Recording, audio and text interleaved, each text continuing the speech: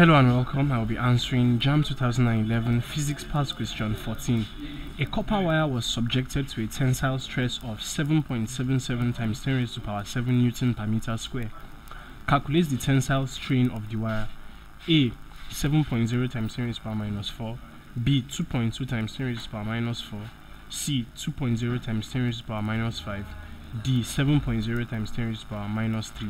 And we are given the value of Young modulus as 1.1 times 10 raised to power 11 Newton per meter square. Now, Young modulus, which of course is given to us, is mathematically given as tensile stress over tensile strain.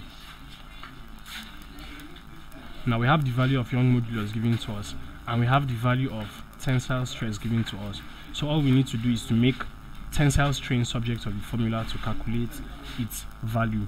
So tensile strain, if you make it subject to the formula, is equal to the tensile stress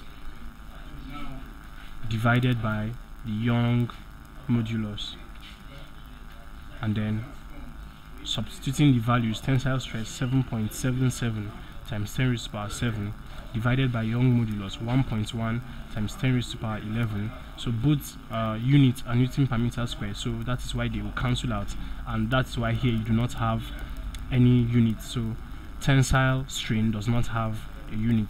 So if you divide this, the answer you get is 7.0 times 10 raised to power minus 4. So 7.0 times 10 raised to power minus 4 is option A, which is the correct answer to this question. Thank you, and please subscribe to this channel for more videos and for more past questions and answers.